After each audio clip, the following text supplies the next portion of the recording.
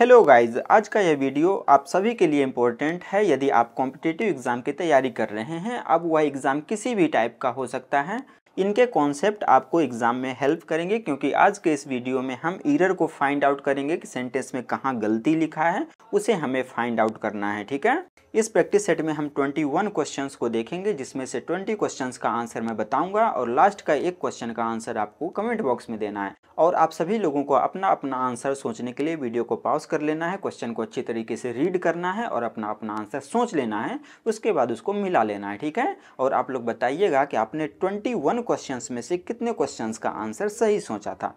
First question है, sincere students like you and he should study regularly to pass the examination.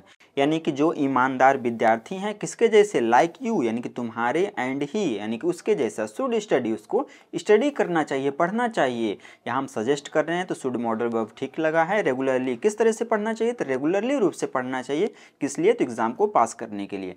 तो क्या sentence में कहीं पर एरर है? यदि है तो ठीक है, नहीं तो नो एरर हम टिक करेंगे। तो सिंसियर स्टूडेंट्स, स्टूडेंट्स हो गया नाउन, इसके बारे में एक्स्ट्रा इन्फॉर्मेशन दिया, तो सिंसियर हो गया यहाँ पर एडजेक्टिव। ठीक है, किसके जैसा, लाइक यू यानी कि तुम्हारे जैसा, एंड ही और उसके जैसा। यहाँ पर आपको याद रखना है कि लाइक जो है ये एक प्रीपोजिशन है। अब प्रीपोजिशन के बाद कौन सा केस आता है, तो इसके बाद आता है ऑब्जेक्टिव केस। तो यू तो ठीक है, यू जो है इसका सब्जेक्टिव केस भी यू रहता है और ऑब्जेक्टिव भी यू ही रहता है, तो इसको हम ऑब्जेक्टिव मानकर चल रहे हैं। एंड हो गया कंजक्शन, और कंजक्शन की एक विशेषता ये है कि ये सेम टाइप के केस को जोड़ने का काम करता है। यदि यू ऑब्जेक्टिव केस है तो इसके बाद वाला केस भी किस केस में चाहिए, ऑब्जेक्टिव केस में ही चाहिए। तो ही को काट कर हमें इसका ऑब्जेक्टिव लिखना पड़ेगा, ही का ऑब्जेक्टिव केस बनता है हिम।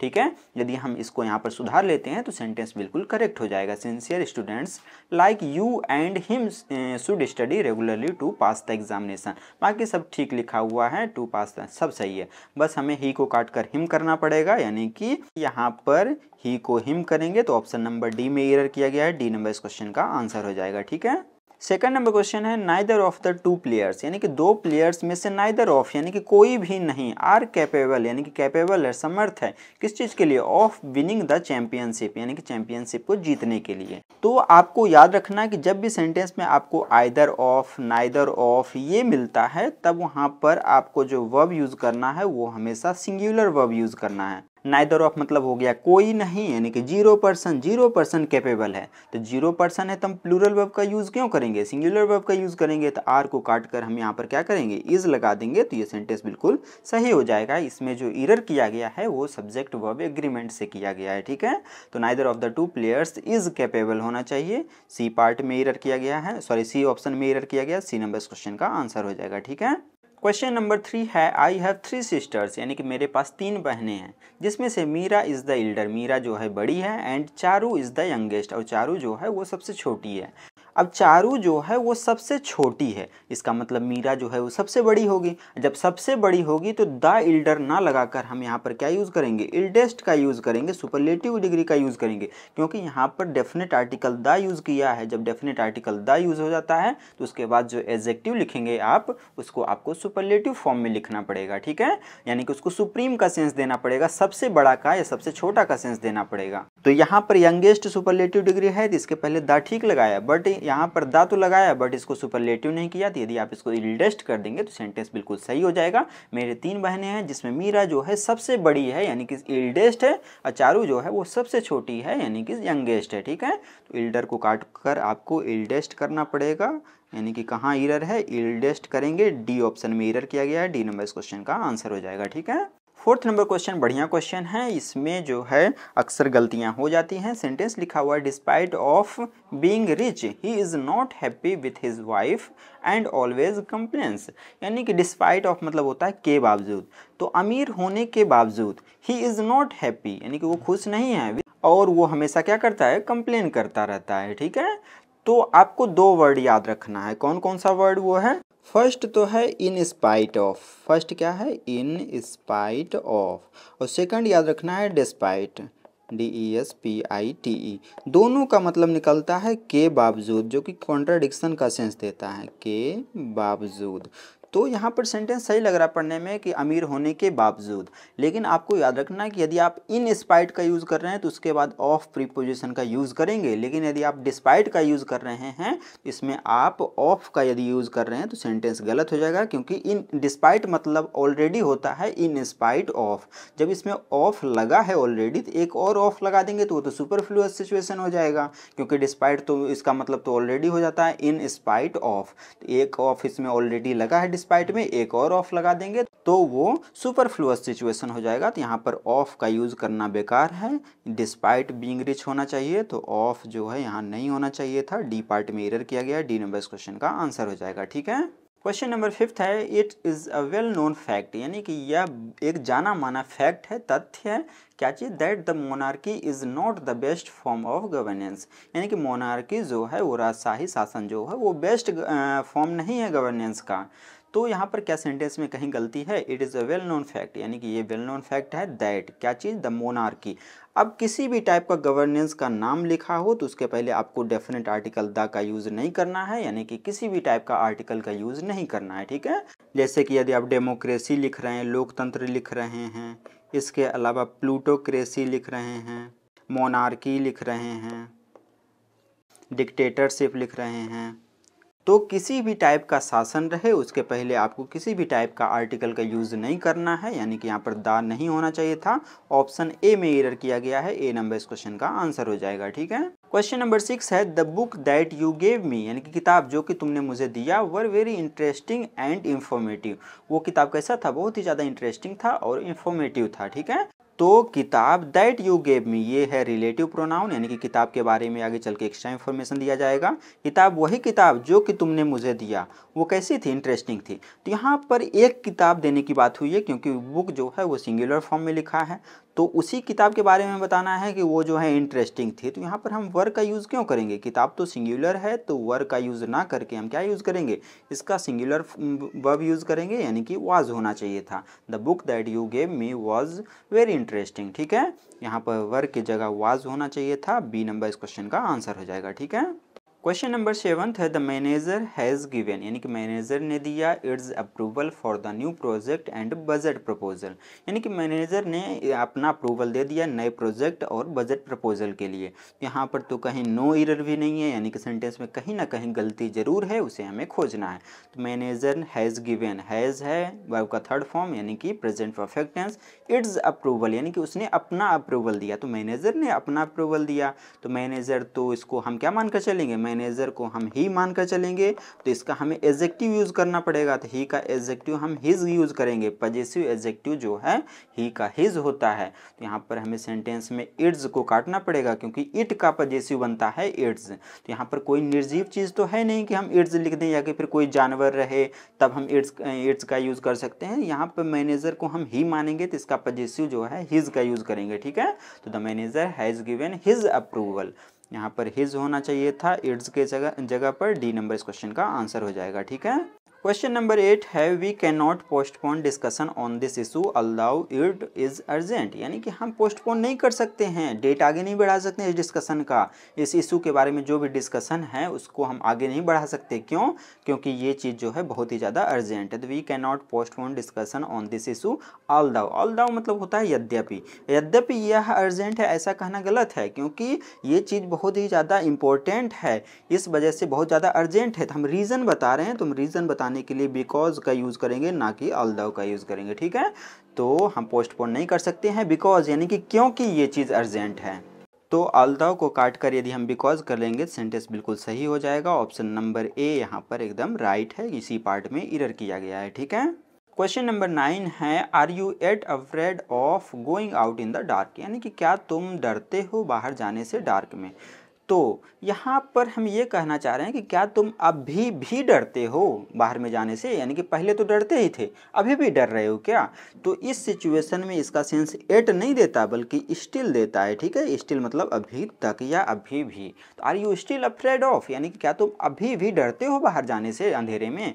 तो एट का ना यूज़ करके हम स्टिल का यूज़ करेंगे, यानी कि बी नंबर ऑप्शन इस क्वेश्चन का आंसर हो जाएगा। ठीक है, are you still afraid of going out in the dark, ऐसा होना चाहिए सेंटेंस। क्वेश्चन नंबर 10 है Rohit Sharma century was very acclaimed in the media, यानी कि रोहित शर्मा की जो सेंचुरी है वो बहुत ज़्यादा प्रशंसित है, कहाँ पर, मीडिया में उसकी अच्छी खासी प्रशंसा की जा रही है रोहित शर्मा के सेंचुरी की। तो क्या सेंटेंस में कहीं गलती है? रोहित शर्मा की अपोस्ट्रोफी प्लस यस ठीक लिखा है। इसकी century was, century singular noun है तो वाज भी ठीक लगाया। वेरी एक्लेम्ड, यहीं पर इसने गलती किया है। तो वेरी के बाद आप कोई एडजेक्टिव का यूज़ कर सकते हैं या कि फिर प्रेजेंट पार्टिसिपल यानी कि वर्ब के साथ आईएनजी रहेगा उसको एडजेक्टिव की तरह यूज़ करेंगे, तब आप वेरी का यूज़ कर सकते हैं। लेकिन एक्लेम्ड तो वर्ब का थर्ड फॉर्म की तरह यूज़ हुआ है, तो यहाँ पर आप वेरी का यूज़ ना करके इसको रिप्लेस करेंगे, किससे? मच से रिप्लेस करेंगे, ठीक है। या कि फिर आप ऐसा भी कर सकते हैं कि ये चीज़ हाईली अक्लेम्ड है, बहुत ज़्यादा प्रशंसा की जा रही है, रिस्पेक्टेड है, ठीक है। क्वेश्चन नंबर 11 है, you can take a horse to the water but you can not make it to drink. यानी कि आप घोड़े को जो है वो पानी तक तो ले जा सकते हैं, लेकिन आप इसे पानी पीने के लिए मजबूर नहीं कर सकते हैं, यानी कि उसको ज़बरदस्ती पानी नहीं पिला सकते हैं। तो क्या सेंटेंस में कहीं गलती है? तो you can take a horse to the water but you can not make it to drink, यहाँ पर इसने यही गलती किया है टू ड्रिंक में। कैसे? आपको कुछ वर्ब्स को याद रखना है जिसके बाद हमेशा बेयर इन्फिनिटिव आता है, यानी कि विदाउट टू का आप उपयोग नहीं करेंगे। टू ड्रिंक ना लिखकर केवल और केवल ड्रिंक होना चाहिए था यहाँ पर। वो वर्ब्स कौन कौन से हैं? तो फर्स्ट तो हो गया मेक, जो कि सेंटेंस में यूज़ हुआ है। इसके अलावा आप लेट देख रहे हैं, बिड देख रहे हैं, इसके अलावा सी मिल जाए आपको, ऑब्जर्व मिल जाए, वॉच मिल जाए। तो इन सब के बाद आपको बेयर इन्फिनेटिव का यूज़ करना है, यानी कि डायरेक्ट वर्ब लिखना है आपको, टू बीच में आपको नहीं लगाना है, ठीक है। तो मेक के बाद यहाँ पर टू ड्रिंक ना लगाकर हम डायरेक्ट बेयर इन्फिनेटिव यानी कि विदाउट टू लिखेंगे, ठीक है। तो टू ड्रिंक नहीं होना चाहिए था।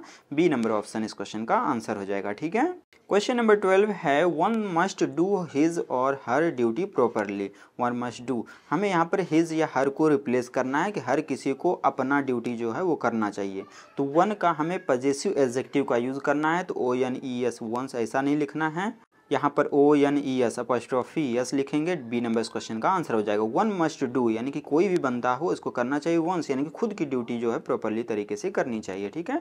ONCE इसका मतलब तो होता है एक बार, तो एक बार ड्यूटी करना चाहिए, ये कहना तो गलत हो जाएगा। अब यहाँ पर ड्यूटी का स्पेलिंग ही गलत लिखा है, इस वजह से ये भी गलत हो जाएगा। तो ऑप्शन नंबर बी ही यहाँ पर केवल फिट बैठेगा सही। क्वेश्चन नंबर 13 है, it is time someone takes. यहाँ पर यही हमने गलती को खोज लिया। इट इज़ टाइम, जब भी सेंटेंस में आपको इट इज़ टाइम मिले, क्या मिले? It is time. इसके अलावा और क्या मिल सकता है? इट इज़ अबाउट टाइम मिल जाए, इट इज़ अबाउट टाइम, या कि फिर इट इज़ हाई टाइम भी मिल सकता है, इट इज़ हाई टाइम।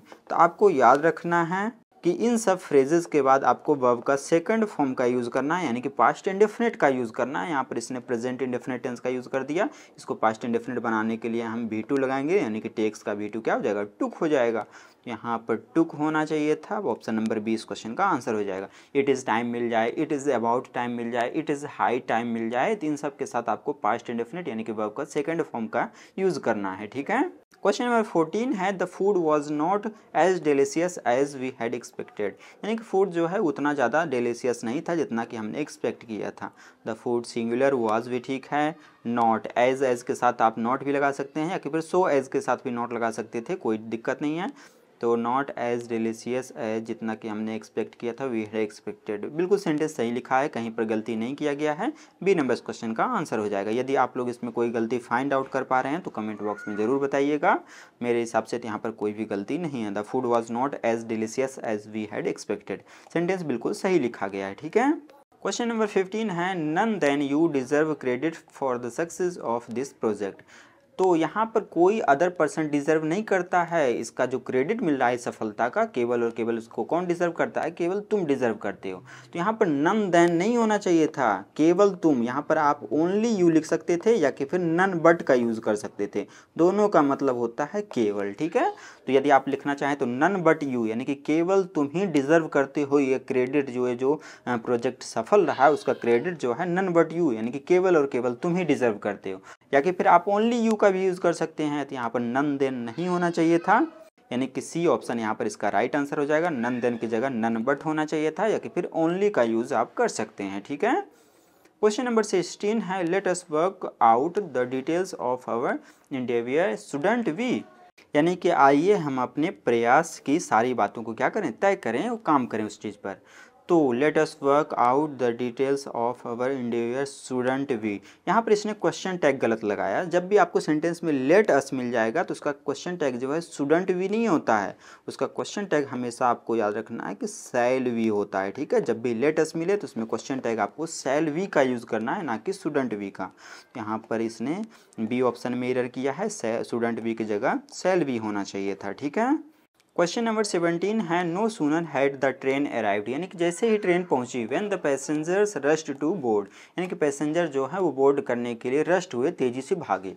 तो नो सूनर ठीक है, उसके बाद हैड या डिड का यूज़ कर सकते हैं। हैड का यूज़ करेंगे तो वर्ब का थर्ड फॉर्म, डिड का यूज़ करेंगे तो वर्ब का फर्स्ट फॉर्म। इन्वर्जन होना चाहिए था, यानी कि हेल्पिंग वर्ब आगे तो बिल्कुल ठीक है। सब्जेक्ट फिर लिखा, हैड के साथ थर्ड फॉर्म ठीक है। व्हेन, यहाँ पर इसने व्हेन का यूज़ गलत किया। आपको याद रखना है कि नो सूनर ये अपना पेयर जो है वो व्हेन के साथ नहीं बनाता, ये अपना पेयर किसके साथ बनाता है, देन के साथ बनाता है। ठीक है, व्हेन के साथ निगेटिव एडवर्ब जैसे कि हार्डली, स्कार्सली, रेयरली, बेयरली, ये सब व्हेन के साथ पेयर बनाता है। नॉट ओनली अपना पेयर बनाता है बट ऑल्सो के साथ, नाइदर नॉर के साथ, आइदर और के साथ, और नो सूनर अपना पेयर दैन के साथ बनाता है। एक और कन्फ्यूजन होता है THEN वाला दैन, ये नहीं THAN वाला दैन के साथ बनाता है। ठीक है, तो यहाँ पर व्हेन की जगह देन होना चाहिए था, यानी कि ऑप्शन नंबर ए इस क्वेश्चन का आंसर हो जाएगा। ठीक है। क्वेश्चन नंबर 18 है आई विल डेफिनेटली एक्सेप्ट, यानी कि मैं बिल्कुल एक्सेप्ट करूँगा किस चीज़ को, रिस्पॉन्सिबिलिटी को, वाइल द टाइम कम्स। तो यहाँ पर कहाँ गलती है, मैं बिल्कुल एक्सेप्ट करूँगा रिस्पॉन्सिबिलिटी को जब टाइम आएगा। तो यहाँ पर जब का सेंस देना पड़ेगा, और यहाँ पर क्या लिखेंगे तो वाइल को काटकर व्हेन लिखेंगे, व्हेन मतलब होता है जब। ठीक है, तो आई विल डेफिनेटली एक्सेप्ट, मैं बिल्कुल एक्सेप्ट करूँगा रिस्पॉन्सिबिलिटी को व्हेन द टाइम कम्स, जब टाइम आएगा। भले फ्यूचर हम बोल रहे हैं टाइम आएगा, लेकिन आप प्रेजेंट इंडेफिनिट टेंस का यूज़ करेंगे व्हेन के साथ। ठीक है, एक क्लॉज को आप फ्यूचर में यूज़ करेंगे और सेकंड क्लॉज को आप पास्ट इंडेफिनिट प्रेजेंट इंडेफिनिट में यूज़ करेंगे। ठीक है, यहाँ पर व्हेन द टाइम कम्स बिल्कुल ठीक है। वाइल यहाँ पर नहीं होना चाहिए था, यानी कि डी ऑप्शन में एरर किया गया, डी नंबर क्वेश्चन का आंसर हो जाएगा। वाइल को काट कर यदि आप व्हेन कर देंगे तो बिल्कुल सेंटेंस सही हो जाएगा। ठीक है। क्वेश्चन नंबर 19 है सी gave me a 10 rupees note two by a notebook. तो उसने मुझे एक 10 रुपए का नोट दिया, क्या चीज़ खरीदने के लिए, तो एक नोटबुक खरीदने के लिए। तो यहाँ पर रुपीज़ नहीं होना चाहिए था, क्या होना चाहिए था, रुपी नोट होना चाहिए था। क्यों, क्योंकि 10 रुपी नोट ये जो है एडजेक्टिव है, कंपाउंड एडजेक्टिव है, तो एडजेक्टिव का तो प्लूरल फॉर्म हम करते नहीं है, तो रुपीज़ क्यों लिखेंगे, सिर्फ रुपी लिखेंगे। तो यहाँ पर रुपीज़ की जगह रुपी होना चाहिए था, RUPEE। इसको हम प्लूरल नहीं करेंगे क्योंकि ये कंपाउंड एडजेक्टिव की तरह काम कर रहा है, तो बी ऑप्शन यहाँ पर इसका राइट आंसर हो जाएगा। रुपीज़ को काट कर यदि हम रुपी कर देंगे तो सेंटेंस बिल्कुल सही हो जाएगा। ठीक है। क्वेश्चन नंबर 20 है, ये लास्ट क्वेश्चन है, इसके बाद का 21 नंबर क्वेश्चन आप लोगों के लिए रहेगा, जिसका आंसर आपको कमेंट बॉक्स में देना है। ठीक है, होल्ड माई हैंड, यानी कि मेरा हाथ पकड़ लो, lest you should not get lost in the huge crowd in the fair, यानी कि मेरा हाथ पकड़ लो नहीं तो तुम इस ह्यूज क्राउड यानी कि मेले का जो ये भीड़ है उसमें तुम क्या हो जाओगे, गेट लॉस्ट हो जाओगे, खो जाओगे।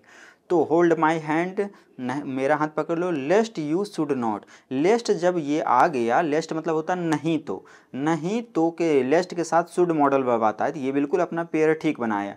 लेकिन आपको याद रखना है कि लेस्ट जो है वो अपने आप में निगेटिव सेंस देता है, जिसका मतलब होता है नहीं तो एक और नोट हम क्यों लगाएंगे, नहीं तो तुम ऐसा खो जाओगे। तो यहाँ पर यदि आप नोट लगा रहे हैं तो इसका मतलब निकलेगा नहीं तो तुम नहीं खो जाओगे, तो ये कहना तो गलत हो जाएगा। यहाँ पर हम नॉट का यूज़ नहीं करेंगे क्योंकि ये सुपरफ्लुअस सिचुएशन हो जाएगा, लिस्ट में ऑलरेडी एक नॉट है। ठीक है, तो यहाँ पर नॉट का यूज़ हम नहीं करेंगे, तो नॉट यहाँ पर नहीं होना चाहिए था, यानी कि ऑप्शन नंबर ए इस क्वेश्चन का आंसर हो जाएगा। ठीक है, तो ये 21 नंबर क्वेश्चन आप लोगों के लिए रहा, इसका आंसर आपको कमेंट बॉक्स में देना है। यदि वीडियो थोड़ा सा भी हेल्पफुल लगा हो तो चैनल को सब्सक्राइब कर दीजिएगा, वीडियो को लाइक कर दीजिएगा और अपने फ्रेंड सर्कल में इस वीडियो को शेयर कर दीजिएगा। ठीक है, तो तब तक के लिए थैंक यू, मिलते हैं अगले वीडियो में।